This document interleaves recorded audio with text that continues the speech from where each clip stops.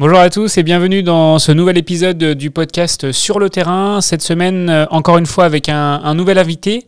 Aujourd'hui, c'est Julien Deremaux de l'agence Pilotine, donc le fondateur de l'agence Pilotine, qui va nous parler un petit peu plutôt de marketing et de lead, d'attraction de lead grâce aux réseaux sociaux, grâce au contenu de manière générale, puisque Pilotine met en place beaucoup de choses, on voit beaucoup de choses passer. Donc je trouvais ça intéressant que tu viennes nous en parler. Du coup, Julien, déjà, est-ce que avant de parler vraiment, de rentrer dans le dur et de la technique, est-ce que tu peux te présenter, nous dire un petit peu qui tu es, ce que tu fais, etc. Carrément. Merci beaucoup, Jordan, pour l'invitation déjà. C'est vraiment top de pouvoir passer dans ton podcast. Et donc moi je m'appelle Julien Deremaux, j'ai 33 ans, je suis papa de deux petits bouts de chou qui ont 7 et 5 ans. Je fais beaucoup de running aussi, je me suis mis à courir il y a 5 ans maintenant et j'ai attaqué les marathons, les ultra-trails, j'ai fait la Diagonale des Fous il n'y a pas longtemps, je m'entraîne pour le marathon de Paris et du coup ça m'anime bien à côté de ma vie de papa et d'entrepreneur. Et du coup pour la partie entrepreneuriale, effectivement j'ai monté une agence qui s'appelle Pilotine. Il y a 26 collaborateurs aujourd'hui, ça existe depuis 11 ans. Et nous, on est spécialisé dans la conception de sites avec WordPress et sur la brique aussi formation, puisqu'on forme nos clients à utiliser WordPress et à mettre en place du référencement naturel, de la prospection sur les réseaux sociaux. En tout cas, nous, on crée les outils et après, on leur donne tout pour qu'ils puissent les gérer en totale autonomie.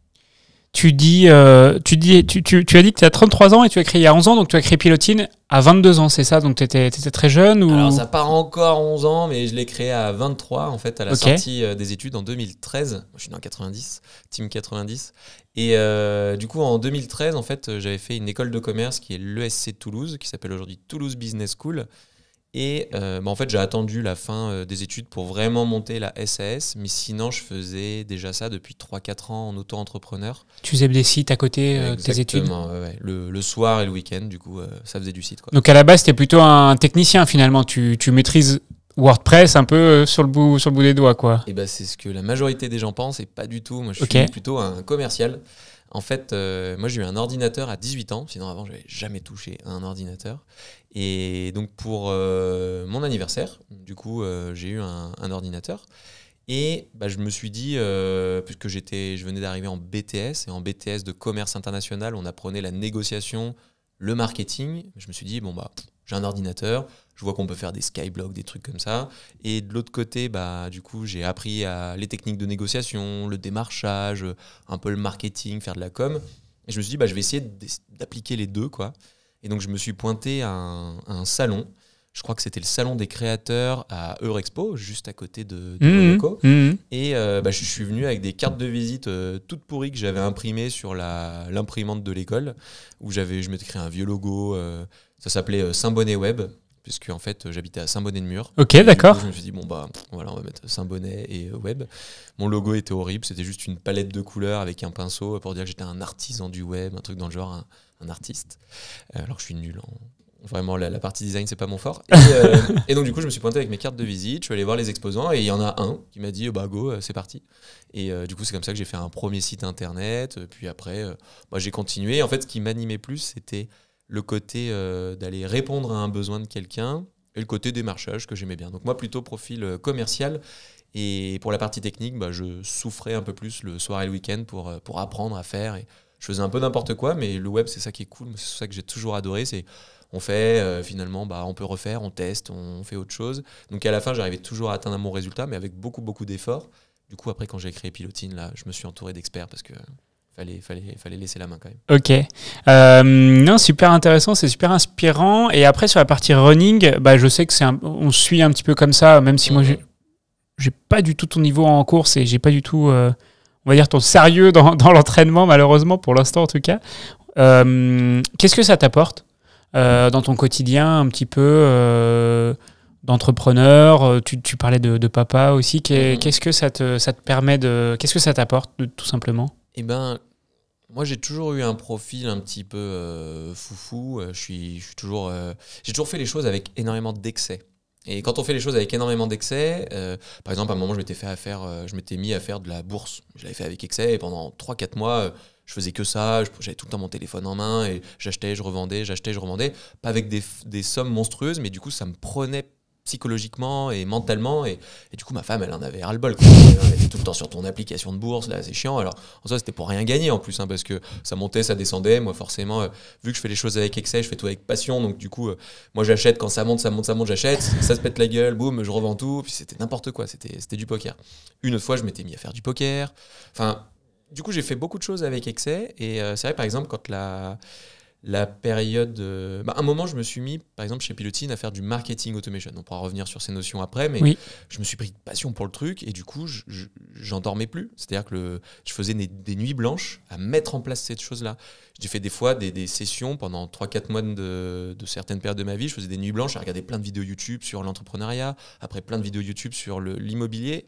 Tout ça pour dire que à plusieurs périodes, j'allais tellement loin que du coup, je faisais des nuits blanches. Derrière, en termes de santé, j'avais la peau qui avait un peu plus, j'avais la peau un peu plus sèche. Du coup, physiquement, j'allais moins bien, quoi. Physiquement, moi, j'allais moins bien. Donc le jour où j'ai découvert le running, j'y suis allé avec excès, quoi. J'y suis allé comme un bourrin. Donc je suis passé de 0 km à aller peut-être 40-50 km par semaine, ce qui restait encore raisonnable parce qu'aujourd'hui je fais plutôt entre 80 et jusqu'à 120 km par semaine, du coup en progressif. Mais tout ça pour dire que le running m'a apporté finalement une énorme stabilité émotionnelle et une stabilité dans mon hygiène de vie et ma vie. C'est-à-dire qu'en mettant en place une discipline, vu que je suis un peu quand même challenger, j'aime bien essayer de m'améliorer à chaque fois, d'améliorer mes chronos. Pour donner quelques idées, par exemple sur 10 km, je dois faire 32 minutes 40.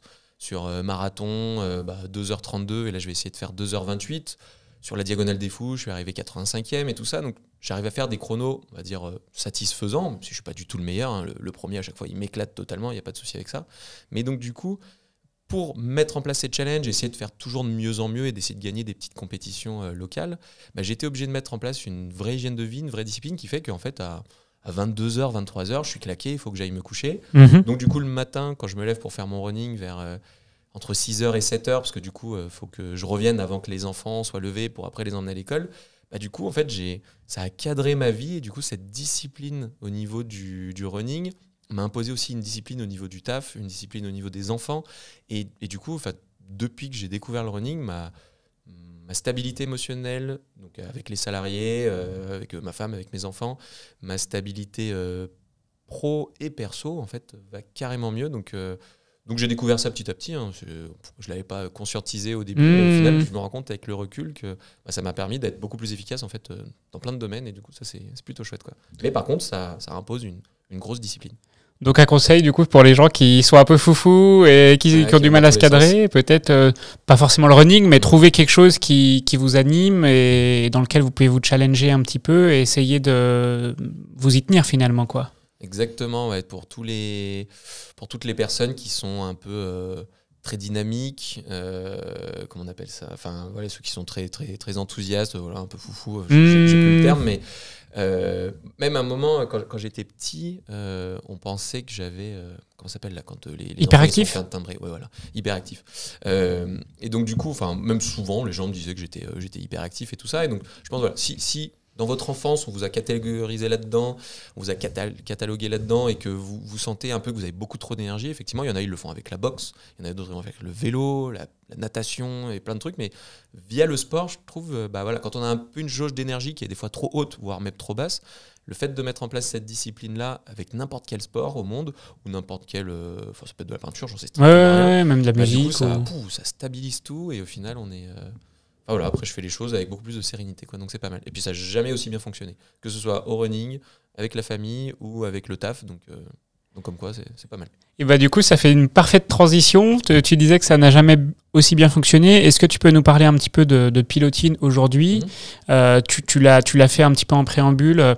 Vos deux activités, du coup, la création de sites web sur mesure sur WordPress et la formation, voilà, c'est quoi au quotidien ? Qu'est-ce que vous proposez ?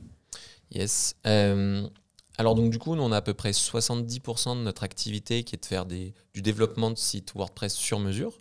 Donc dans l'équipe, on a des développeurs, on a des designers, on a des chefs de projet et on a des personnes qui vont cadrer les projets en amont.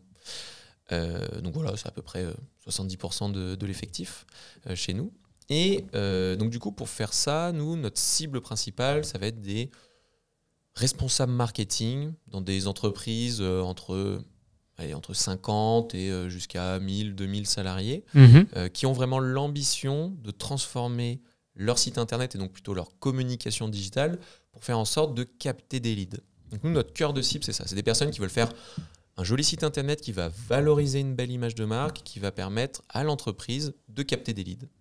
On travaille beaucoup pour des entreprises industrielles, des entreprises dans le service, dans les logiciels, dans l'immobilier ou la santé. On a aussi énormément d'associations qu'on accompagne ou de fondations.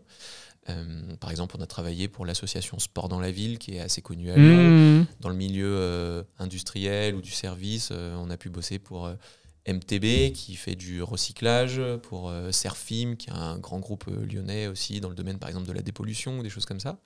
Et c'est vrai que toutes ces personnes-là avaient l'ambition de valoriser une belle image de marque, parce que souvent, c'est des entreprises qui ont 10, 15, 20, 30 ans.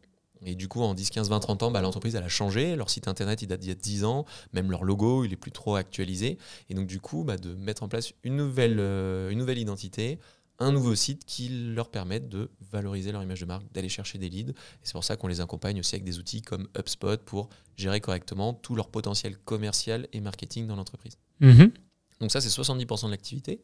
Et les 30 autres pourcents, c'est de l'accompagnement et de la formation, notamment sur les sujets de la gestion de son site internet, gestion de site WordPress, du référencement naturel pour se donner de la visibilité, de la gestion, pourquoi pas, des réseaux sociaux, nous notamment LinkedIn, beaucoup LinkedIn, pour la prospection B2B notamment, et la mise en place et la gestion de CRM comme HubSpot, ActiveCampaign, on a aussi Pledzi ou Brevo qu'on maîtrise, et du coup on installe ces outils-là chez les clients, on forme les équipes et on synchronise tout ça avec le site internet pour que ça puisse bien fonctionner et permettre de générer des leads et surtout de les transformer en clients.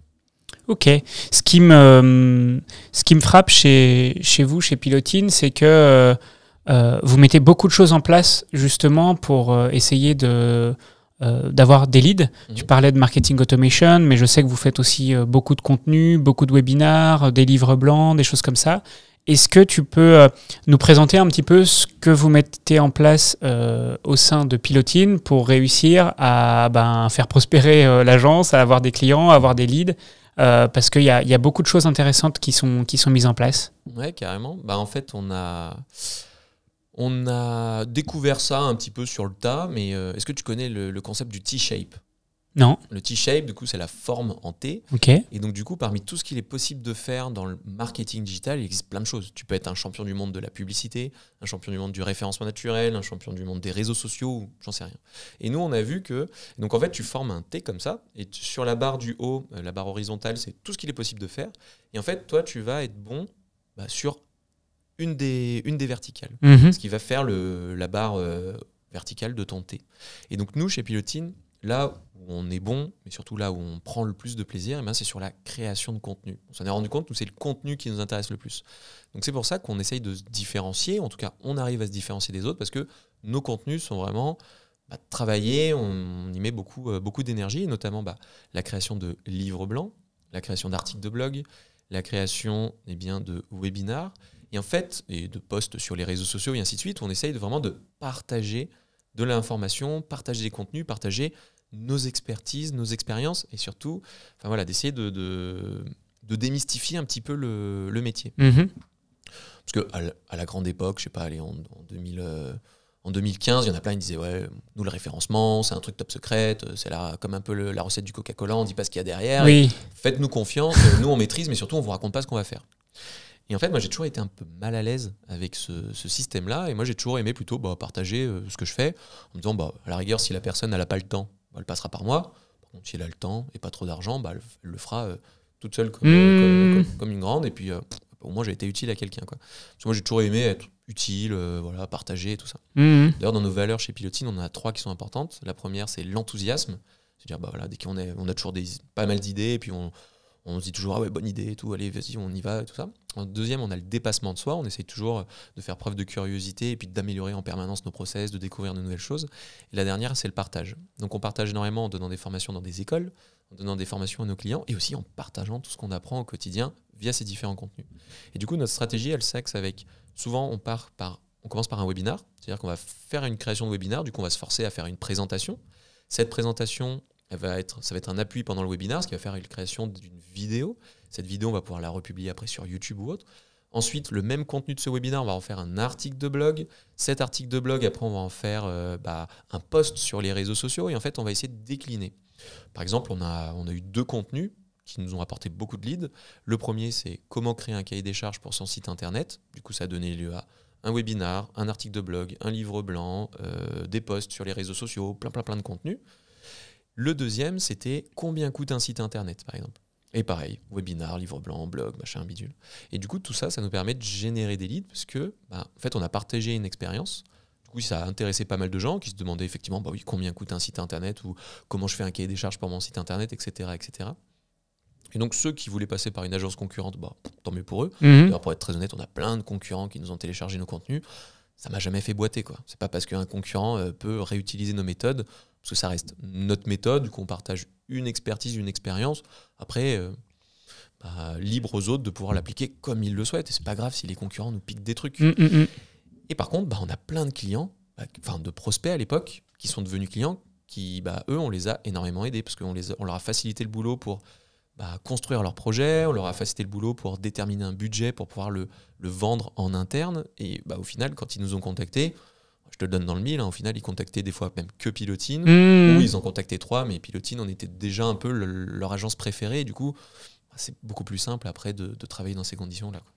Et du coup, c'est malgré tout beaucoup de travail de créer des contenus comme ça. Quelles ressources tu investis, puisque finalement c'est de l'investissement commercial, quelles ressources tu investis dans ce travail-là, et est-ce que tu peux nous partager quelques stats d'un mois type de retour, voilà, c'est quoi les retours sur investissement que tu peux potentiellement avoir versus ce que tu investis? Ouais. Donc déjà au début de Pilotine, donc les 5 premières années, on a essayé de structurer l'agence sur un modèle classique, c'est-à-dire il y a des gens qui vont faire la prod et puis on va avoir des commerciaux. Et au final, ça a toujours été l'enfer. Puisque déjà les commerciaux, souvent on cherche un mouton à 5 pattes parce qu'il faut que ce soit quelqu'un qui sache prospecter, qui sache faire les argumentaires, qui sache faire un devis correctement. Donc ça veut dire que techniquement il doit s'y connaître et ainsi de suite. Donc très compliqué.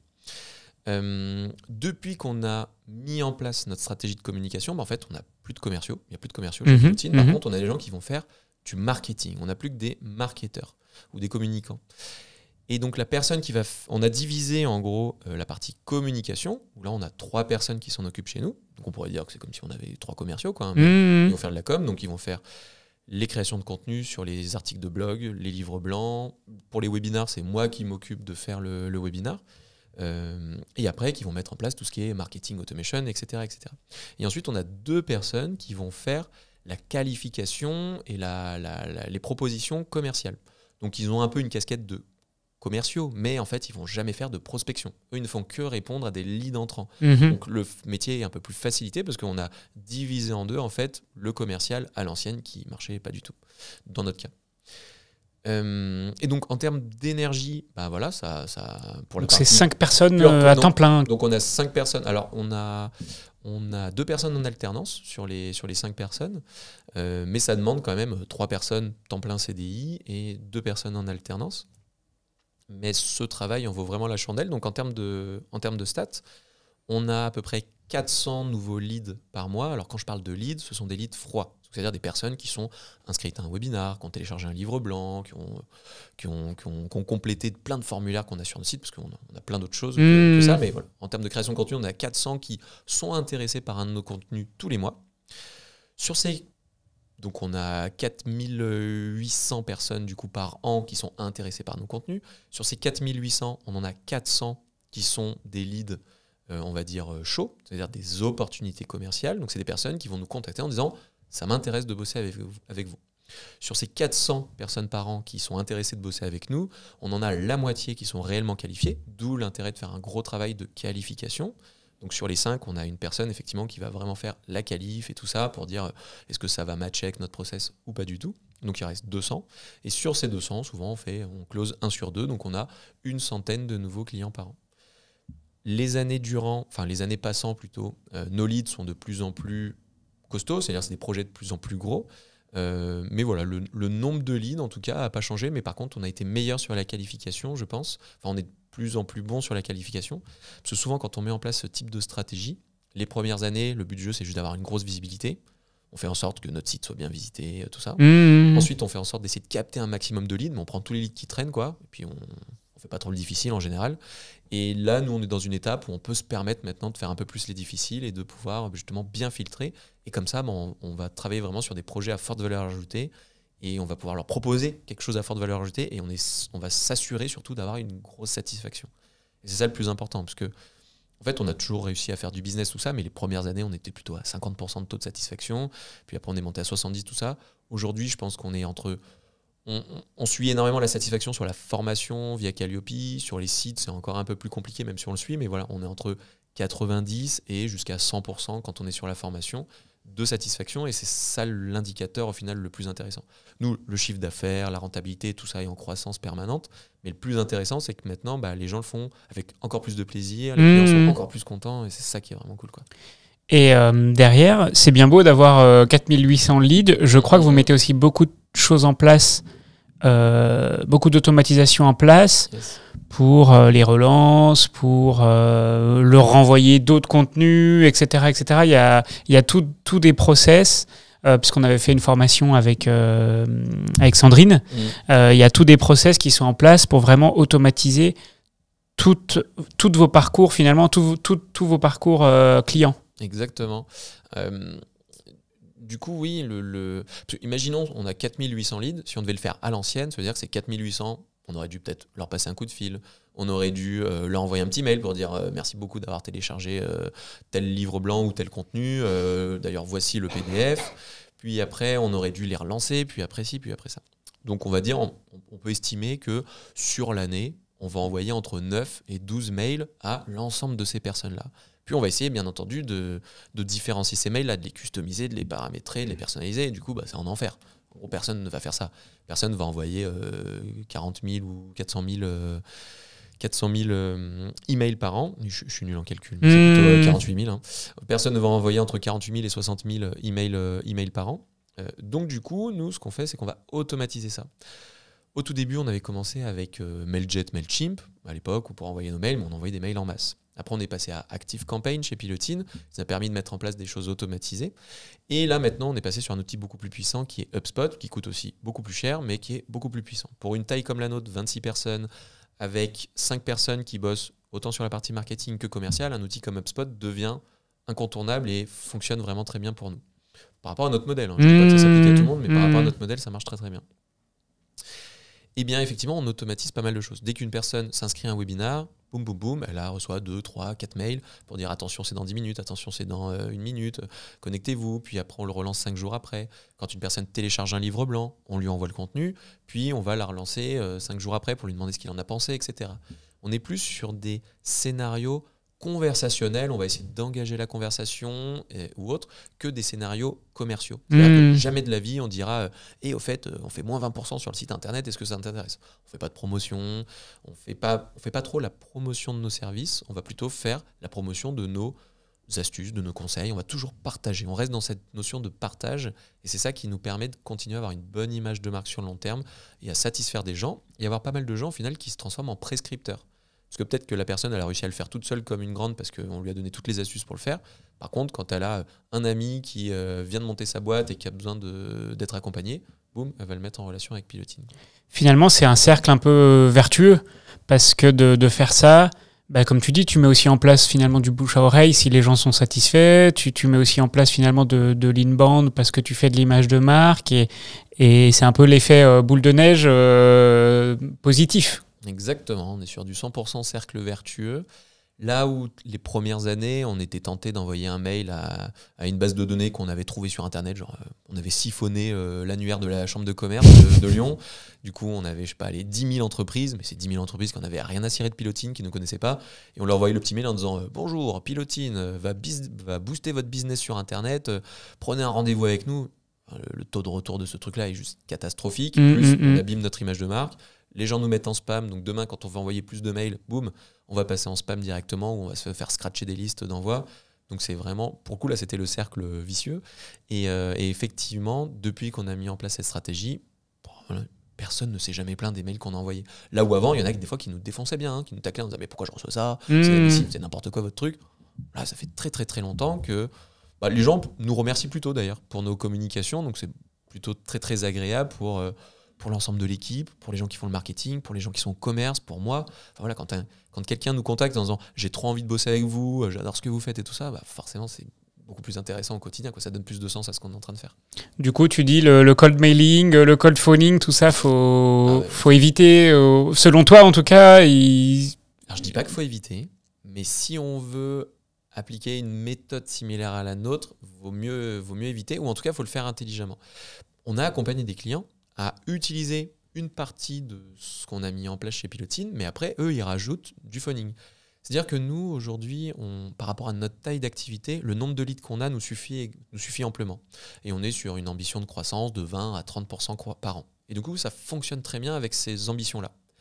Si demain, je voulais partir en hyper-croissance, dire « ah non, il faut qu'on double la taille de la boîte en un an », là, notre stratégie, soit ça veut dire qu'il faut que je recrute beaucoup plus de personnes au marketing, il faut aller beaucoup plus loin, soit il y en a qui prennent la case en disant je rajoute une petite brique supplémentaire qu'on pourrait se permettre de faire, mais voilà, qui est moins ma culture, moi personnellement, mais on peut rajouter une brique en disant parmi les 4800 qui sont inscrits dans l'année, au bout d'un moment, au bout de 2 mois par exemple, je vais prendre une plateforme de phoning en France ou à l'étranger qui va appeler ces gens-là. Alors, Jean-Michel, qu'est-ce que vous en pensez ? Vous avez participé au webinar ? Est-ce que ça vous intéresserait de prendre un rendez-vous gratuit avec Julien pour qu'il puisse... j'en sais rien. C'est-à-dire qu'on pourrait être beaucoup plus offensif, mais nous, par rapport à nos ambitions de croissance et aux souhaits qu'on a sur la qualité et la pérennité de cette croissance, aujourd'hui,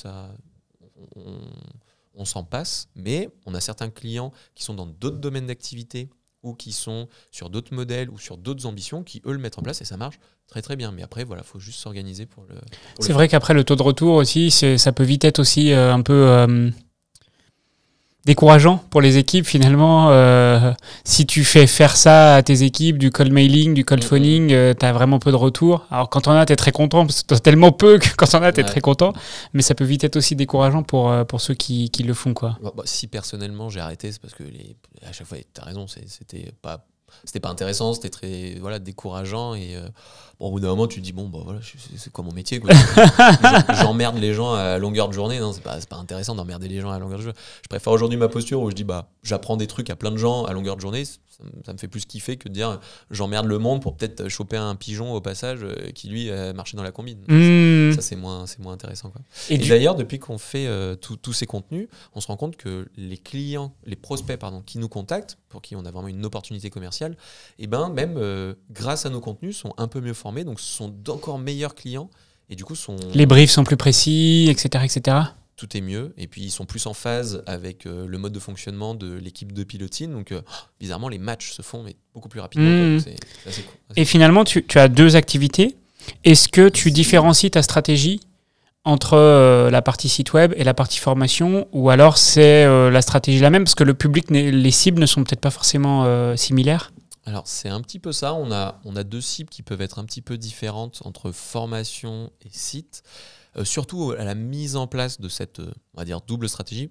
On a commencé par les sites, la formation est venue après, notamment formation au site internet, puis formation à ce qu'on maîtrise en interne. Par exemple, on est assez bon sur notre propre référencement naturel, sur notre propre stratégie LinkedIn et tout ça, donc forcément, on essaye d'être des cordonniers bien chaussés, donc on apprenait aux gens que ce qu'on maîtrisait bien en interne. Et d'ailleurs, on a toujours continué à faire ça, parce que dès qu'on est sorti sur un truc en disant on va apprendre ça à des gens, alors que même pour nous, on ne l'applique pas, ça a toujours été la catastrophe. Donc on a essayé, depuis qu'on a mis en place cette stratégie, de ne former les gens que sur des choses qu'on maîtrise vraiment bien et surtout qu'on maîtrise pour nous-mêmes et qui fonctionnent pour nous-mêmes. Donc ça c'est plutôt bien, parce que du coup, c'est pour ça qu'on atteint des taux de satisfaction proches de 100% sur la formation. Mais donc du coup, oui, les cibles sont un tout petit peu différentes, mais les années passant, parce que là, ça fait au moins 5 ans qu'on fait ça, les années passant, on se rend compte que y a de plus en plus de clients qui sont rentrés par la formation, qui deviennent maintenant des clients site internet, et de plus en plus de clients qui étaient rentrés par le site qui nous prennent des formations.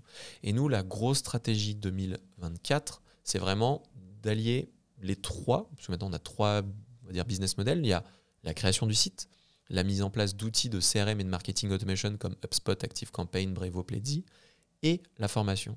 Et aujourd'hui, on va dire, de plus en plus de nos clients sont sur ces 3 volets-là, et ça c'est intéressant pour nous parce que ça fait bosser l'ensemble de l'équipe de Pilotine, de l'équipage de Pilotine pour nos clients, et c'est ça vers quoi on veut tendre. Mais tu as raison, à la base, il y avait vraiment 2 cibles bien distinctes, mais là on a tendance à fusionner de plus en plus notre cible pour faire en sorte de proposer l'ensemble de notre panoplie aux clients. Et c'est quand même beaucoup plus agréable au quotidien, parce que quand on court 2 lièvres à la fois, comme tu le sais, on s'éparpille un petit peu, donc là ça fait plus sens pour nous. Et en termes de strat marketing, il y a des différences ou finalement c'est les mêmes, c'est juste le contenu qui change entre ce que vous produisez pour mettre en avant vos offres de formation et ce que vous produisez pour mettre en avant votre offre de site web?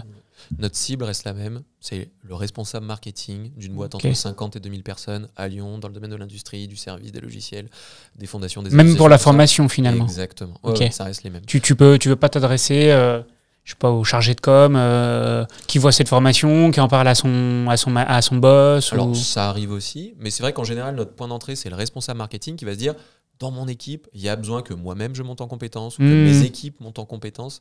Et du coup, le client parfait, c'est quelqu'un qui va mettre en place ces 3 briques. Et souvent, il a besoin de former ses équipes à gérer le site internet. Donc, c'est de la formation là, sur WordPress.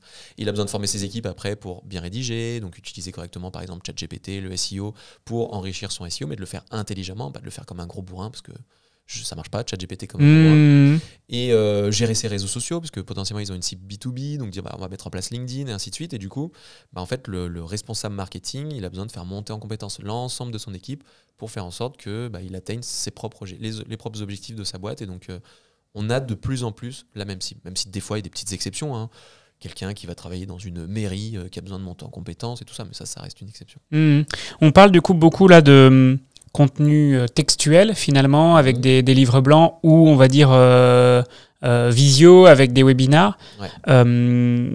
Comment puisque nous chez Jumpstart on fait aussi pas mal de production de contenu, mais plutôt photo, vidéo. Comment vous intégrez ces briques-là dans votre stratégie? Qu'est-ce que vous faites? Avec qui? Comment? Enfin, est-ce que tu peux m'en parler un petit peu? Qui que quoi dans où quoi. Alors, donc pour ce qui que quoi dans où, sur la partie vidéo ou photo, pour tout ce qui est contenu audiovisuel, nous on a pris le virage en même temps que le marketing automation, je pense il y a 5 ans. Avant, notre image de marque elle n'était pas folle, on va dire. On l'a énormément améliorée depuis. Et du coup, pour améliorer son image de marque, effectivement, ça passe énormément par les visuels et par les vidéos. Donc, c'est-à-dire qu'on a recruté à un moment une personne en interne chez Pilotine. Ça avait commencé avec un stage, puis après, il avait poursuivi en CDI. Ça a été un semi-succès. C'était quoi? C'était un vidéaste? C'était un vidéaste. Un vidéaste, okay. Un vidéaste. Ça a été un semi-succès. Pourquoi? Parce que, en gros, ça a été génialissime pour nos propres contenus. Donc, c'est-à-dire qu'on avait invité des gens, donc on faisait plus de vidéos YouTube, mais beaucoup plus qualitatives, parce qu'on a commencé avec les webinars. Les webinars ont toujours très bien fonctionné. C'est-à-dire que les vidéos qui sont les plus vues sur notre chaîne YouTube, ce sont des webinars. On va dire là, plutôt simple à mettre en place. J'ouvre, à l'époque, on ouvrait même Google Meet. Ça avait bien démarré pendant le Covid. On avait fait beaucoup de visio, beaucoup de webinars. Donc j'ouvrais mon truc, Google Meet, boum, j'enregistrais. Le truc qui était cracra. Mais vu que le contenu était il était intéressant, du coup, les gens regardaient quand même. Donc on a des vidéos avec beaucoup de vues qui nous ont apporté énormément de leads qui sont basés sur un truc pas glamour quoi, du tout. Mais on a travaillé à fond on a travaillé le fond, mais pas la forme. Donc avec cette personne, du coup on avait travaillé ici la forme, et du coup le résultat pour les vidéos de Pilotine était vraiment top. On s'est mis à interviewer des partenaires, on s'est mis à interviewer les salariés, on s'est mis à mettre en avant un peu nos produits, nos prestations et tout ça.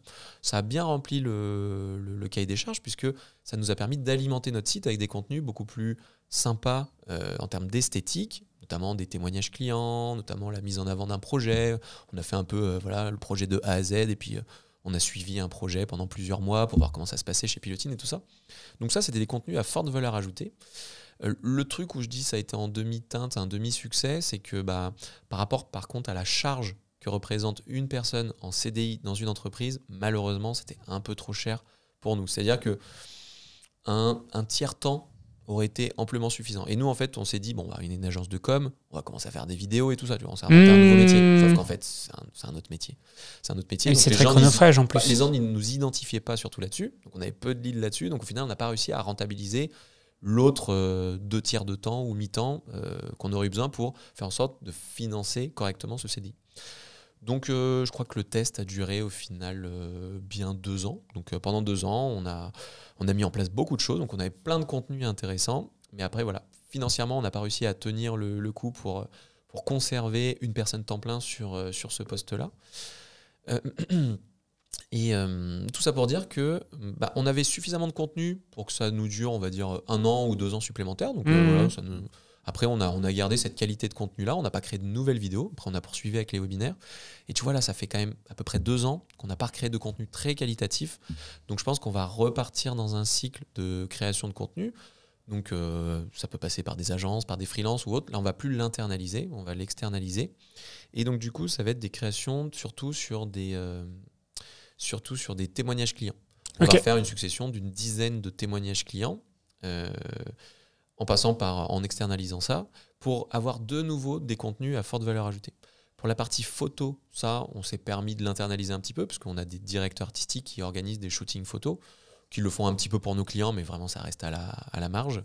Mais au moins, on le fait pour nos propres besoins. Ça prend un petit peu de temps, mais du coup, c'est assez quali. Donc, on a des jolis portraits de collaborateurs qu'on va utiliser pour LinkedIn, pour la présentation du collaborateur sur le site, et qu'on va utiliser aussi pour faire nos posts sur les réseaux sociaux, pour mettre en avant la team et tout ça. Et voilà, donc on va dire un petit peu de contenu à forte valeur ajoutée, des jolies photos, des jolies illustrations aussi. On fait pas mal d'illustrations pour le côté visuel, ce qui fait qu'en termes d'image de marque, on est nickel. Ouais, il y a une vraie DA, il y a... Exactement. Oui, sur tout ce qui est animation. Même des éléments de langage aussi. Exactement. C'est les marins, il y a l'équipage. Parce que la pilotine, c'est vrai que je ne l'ai pas dit, mais la pilotine, c'est le nom du petit bateau qui va se mettre juste à côté du gros ferry.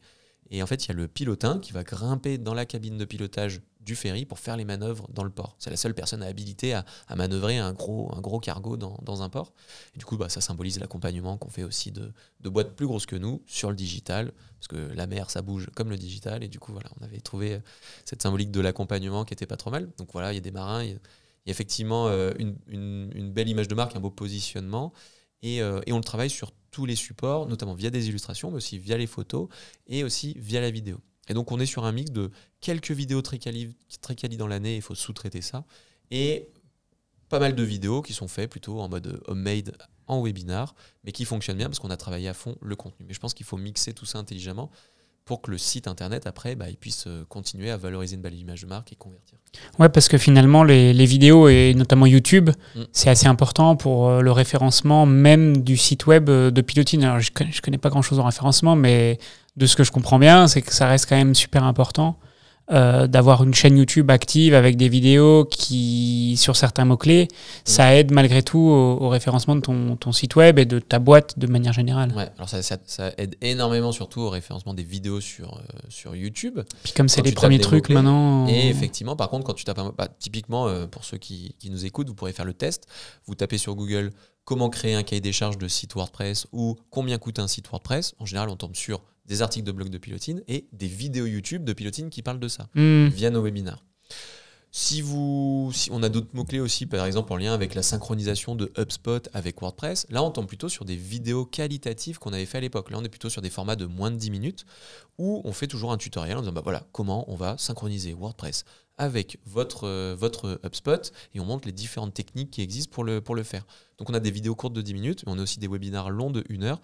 Et comme tu le dis, effectivement, on se positionne bien sur certains mots-clés grâce aux articles de blog et aussi aux vidéos. Donc ça nous permet en fait de truster des fois les 3-4 premières places. Donc du coup, c'est hyper pratique. Mais il faut jongler avec les deux intelligemment. Par contre, les vidéos, après, vu qu'on va les mettre sur nos pages, c'est ça qui va être bien pour le référencement parce que les gens vont rester plus longtemps sur notre page. Parce qu'il y a la vidéo à consulter sur la page de l'article de blog. Donc ça, c'est un bon plan. Si on résume un peu tout ce que tu nous dis depuis tout à l'heure, il faut un contenu, on va dire, de fond un peu plus long, un webinar ou autre chose, un livre blanc ou peu importe, qui te sert finalement un peu de base. Donc ça nécessite une belle organisation et une bonne coordination entre toutes les parties prenantes qui te sert de base derrière pour décliner des articles, tout un tas finalement de contenu, peu importe, ça pourrait même être une petite vidéo au vertical pour les réseaux sociaux ou peu importe, des petites capsules comme on le fait là pour le podcast par exemple, et qui derrière viennent alimenter ta stratégie globale pour avoir plus de leads. C'est vraiment avoir une base un peu solide, on va dire des fondations assez solides, et puis après de décliner ça en différents petits autres contenus, petits ou moins petits, mais en différents autres contenus qui viennent aider au référencement, qui viennent alimenter tes réseaux, qui viennent alimenter tes automatisations, etc. etc. C'est vraiment comme ça que tu as construit ta strat, quoi. Ouais, mais alors je ne l'ai pas inventé. Hein, Oui. j'ai pompé allègrement une bonne idée d'un Américain qui est un ponte du marketing digital aux États-Unis qui s'appelle Gary Vaynerchuk. Et Gary Vaynerchuk, donc Gary V, il a créé un contenu, il y a belle lurette maintenant, qui s'appelle 64 Pieces of Content a Day. C'est-à-dire que le mec, il va créer jusqu'à 64 contenus par jour. Et la base de la base, c'est un type qui le suit avec une caméra sur l'épaule toute la journée. Enfin, sur l'épaule, j'en sais rien. Enfin, il le suit, quoi. Il le suit toute la journée. Et dès qu'il rencontre un mec dans la rue, vu qu'il y a plein de gens qui le connaissent, il est assez connu là-bas, il y a des gens qui lui demandent des conseils. Oh, dis, t'as pas un conseil, je cherche un job. Oh, dis, t'as pas un conseil, je cherche à monter ma boîte. Et à chaque fois, Gary fait, alors attends, je t'explique. Ça marche comme ça, tu fais comme ça. Il donne le bon conseil, quoi. Le mec, en une minute, il s'est sorti le conseil qui va faire gagner des années au type. Enfin bon, ça, à l'américaine, hein, mais en gros, un type le suit toute la journée. Et après, il va disséquer ce contenu en plein de trucs. Parce qu'à un moment dans la journée, il va se poser avec un gars, il va en parler pendant 1 heure, donc boum, ça fait un webinar. À un autre moment, il rencontre quelqu'un dans la rue, boum, ça fait une punchline. Et en fait, il va décliner tout ça sur X, Twitter, sur Instagram, sur Facebook, sur LinkedIn, sur YouTube, sur plein de réseaux sociaux. Mais tous les jours, le mec, il crée 64 contenus. Donc nous, on s'est dit, bon, 64, c'est américain, c'est bourrin, pas de souci. Nous, on va le faire à la pilotine. Et nous, on est plutôt sur une dizaine, une quinzaine, voire une vingtaine de contenus par semaine, déclinés sur les différentes plateformes, sur la base effectivement de ce format long qui est nous et le webinar. Moi, il n'y a personne qui me suit toute la journée dans la rue, hein, mais dire, voilà, on va faire bientôt un webinar par mois, ou 1, 2, 3 webinars par mois, et c'est sur cette base de contenu qu'on va tester le marché. J'ai fait des webinars, pour être très honnête, c'était des bids monstrueux. C'est-à-dire, des fois, je me suis retrouvé en ligne, il y avait 2 personnes. Voire même, je crois que mon record, il y avait 1 personne. Et du coup, la pauvre, à la fin, je dis ouais, qu'il y a des questions, et puis je le nomme. La personne, elle se barre du webinaire, quoi. Mais tout ça pour dire que je me suis tapé des bids monstrueux, et puis des fois, j'ai fait des webinaires, il y a 700 personnes. Ouais, mais c'est la magie d'Internet aussi. Voilà, c'est la magie d'Internet. Et surtout, c'est un peu comme le running, faut pas se décourager. C'est pas un moment, bam, on est blessé, ou un moment, on est épuisé, et du coup, on se dit, bah voilà, je suis nul. Non. On était fatigué ce jour-là, donc là, mon contenu, il était naze, il était nul, et ben du coup, je vais essayer de creuser d'autres contenus. En fait, dès qu'on voit qu'il y a des contenus qui fonctionnent bien, c'est là on se dit, celui-là, on va le décliner. Mais des fois, les daubes totales, je pense que j'ai eu 2 énormes bids sur 100 webinars organisés, il y a eu 2 énormes bids, ceux-là, t'inquiète, on l'a pas décliné. Hein. Par contre, les autres, c'est là on va se dire, on tient quelque chose, on va le décliner. En plus, on voit qu'en termes de SEO, on commence à se positionner sur des mots-clés, hop, encore plus le décliner. Et en fait, c'est beaucoup de test and learn. Mais voilà, on n'applique pas la déclinaison à chaque fois. Quand c'est un bid, c'est un bid et puis on passe à autre chose, quoi. Écoute, Julien, il me semble qu'on a fait le tour. J'ai regardé un peu le sommaire. Il me semble qu'on a fait le tour. Tu as apporté beaucoup d'infos, beaucoup de choses super intéressantes. Donc c'était bien intéressant. Et c'est vrai que moi, je te suis toi, je suis beaucoup ce que vous faites avec Pilotine. Et c'est une sacrée stratégie que vous avez mis en place. Et c'est super inspirant pour nous qui avons aujourd'hui quasiment rien en place. Donc voilà, c'est bien au taquet sur la vidéo. Oui, on fait beaucoup de contenu. Mais tu vois, c'est plus... c'est votre T-shape. Il n'y a pas de stratégie. En fait, il n'y a pas de... On fait des trucs, mais c'est un peu plus comme ça, à la wall again, on va dire. Il n'y a pas vraiment de vraie mécanique. Il n'y a pas d'automatisation, il n'y a pas de... Mais... Pas encore, voilà. Chaque chose en son temps. C'est ça. De toute façon, c'est très bien de trouver son T-shape, c'est très bien de créer de l'image de marque, de la valeur. Tu es en train de créer un actif, donc tu vas forcément avoir des retours tout de suite. Tu as des retours tout de suite, je suis sûr, il y a des gens qui te contactent, ah putain, j'ai vu ton contenu. Bien sûr. Machin, Bien sûr. Vous avez toujours des retours court-termistes. Ça, nous, on en a eu plein quand on a commencé le truc. Et puis, il y a bizarrement des retours qui vont venir des fois 1 an, 2 ans, 3 ans après. Tu dis, putain, c'est grâce au contenu que j'ai créé il y a 3 ans quand même que quelqu'un me contacte aujourd'hui. Nous, ça nous arrive de plus en plus et je suis à chaque fois étonné de se dire, ce vieux machin là qui date de il y a je sais pas combien de temps, boum, ça fait une formation, boum, quelqu'un nous contacte pour faire un site internet, boum, il y a une prescription et ainsi de suite. Et du coup, c'est... Ouais, parce que tu fais des contenus qui ont une durée de vie aussi assez longue malgré tout. Donc, en termes de stratégie, par contre, c'est avec tous les contenus court-termistes, donc c'est-à-dire avec une date de péremption, genre l'actu du week-end. Alors ça, par contre, on a totalement arrêté. On n'est plus que sur des trucs très très long terme. Que des contenus pérennes, parce que les contenus qui ont une date de péremption, c'est un peu... Là, c'est se battre contre tous les sites d'actualité. Et du coup, c'est... Et puis même, du coup, après, on se retrouve avec beaucoup de contenus qui servent à rien. Alors que quand on fait un contenu qui peut fonctionner en 2023, en 2024 et en 2025, c'est là où on se rend compte qu'il y a des gens qui nous contactent 3 ans après en disant « Putain, ça m'intéresse ce que tu m'as dit et tout, vas-y, on va faire ça. » C'est un peu le problème avec les réseaux sociaux, c'est qu'aujourd'hui, nous, typiquement, notre stratégie, on la base quand même beaucoup sur les réseaux sociaux, peu sur notre site web, voire pas du tout sur notre site web. Et finalement, sur les réseaux sociaux, la durée de vie des contenus, elle est assez limitée. Sur LinkedIn, sur LinkedIn encore, ça va, ça reste peut-être 2 semaines. Mais sur Insta, 3 jours après ta publication, ton truc, il est mort, quoi. Sauf si, des fois, tu sais pas trop pourquoi, ça reprend un petit coup de boost, l'algorithme décide de repousser le truc. Mais ça reste des contenus... C'est un peu moins pérenne, effectivement. Ouais. D'où l'intérêt du YouTube et des articles de blog qui, eux... au final, les gros actifs qu'on a créés chez Pilotine aujourd'hui, c'est nos pages qui sont bien référencées en termes de SEO, nos articles de blog, nos vidéos YouTube. Et en fait, on réexploite tout ça après sur les réseaux sociaux. Mais comme tu dis, les réseaux sociaux, là, ça demande une énergie permanente, une grosse discipline pour les rediffuser. Mais c'est recycler ce contenu. Pour éviter de recréer à chaque fois un nouveau contenu, il faut essayer de le recycler 2, 3, 4 fois des fois. Quand on est sur un contenu pérenne, ça marche bien, quoi. Ok.